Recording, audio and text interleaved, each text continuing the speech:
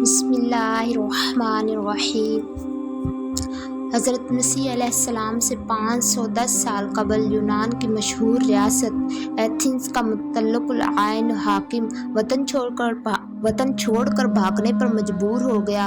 دنیا میں پہلی بڑی جمہوری حکومت نے جنم لیا۔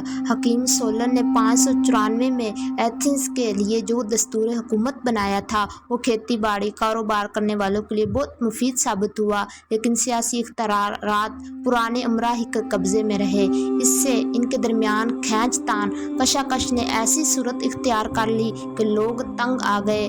جب 560 میں تمام معاملات کی باغ دوڑ اس کے باپ کو سونپی گئی تھی تو سب نے اطمینان کا سانس لیا۔ اس انتظام کے تحت ایتھنز خوشحال ہو گیا، اس کی مالی حالت بہتر ہو گئی، لیکن ایک شخص کی مختاری کب تک گوارا کی جا سکتی ہے؟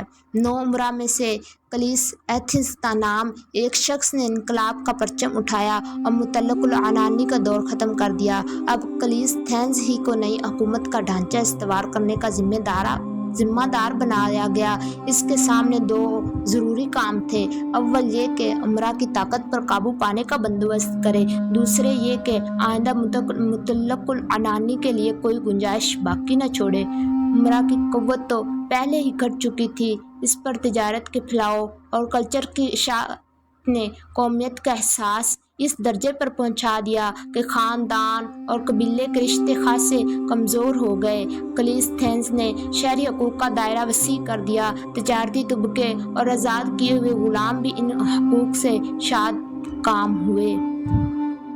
سب سے بڑھ کر یہ کہ رائے دہی کے لیے قصبوں ضلعوں کے حلقے بنا دیے۔ اس طرح پرانی قبائلی تقسیم کی پہلی حیثیت باقی نہ رہی، اس کی جگہ نئی اجتماعات نے لے لی اور بھی کئی انتظامات وجود میں آئے۔ بہرحال کلیس ایتھنز نے درمیانی طبقے کے لوگوں کے لیے رائے دہی کا زیادہ حقدار قرار دیا۔ ایتھنز کے نظم و نسق میں ایسی تبدیلی کر دی کہ رائے دہی نے قابل توجہ حیثیت اختیار کر لی، لیکن اس کے باوجود غلامی باقی رہی۔ غلاموں کے نئے جمہوری نظام شامل کرنے کی کوئی کوشش نہ کی گئی۔ مطلق العنانی کے امکانات کو ختم کرنے کے لیے ایک عجیب طریقہ تجویز کیا گیا، یعنی وقتاً فوقتاً شہریوں سے رائے لی جاتی کہ آیا کوئی شخص اتنے اثر و سراغ کا مالک تو نہیں بن گیا جو ریاست کے لیے خطرہ بن سکتا ہو۔ جس شخص کو کم از کم 10,000 شہری خطرناک قرار دیتے، اسے 10 سال کے لیے جلا وطن کر دیا جاتا، لیکن نہ اسے غدار سمجھا جاتا نہ مجرم۔ جب وہ مقررہ مدت پوری کر کے لوٹتا تو اسے جائیداد تمام شہری حقوق واپس مل جاتے۔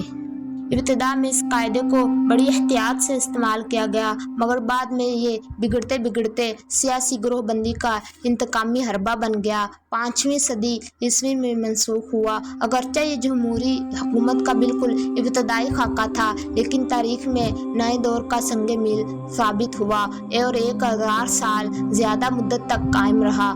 آخر ایتھنز کی 9 آبادیاں چھن گئی، اس کی تجارت اور دولت ختم ہو گئی۔ بحر روم کی دوسری طاقتیں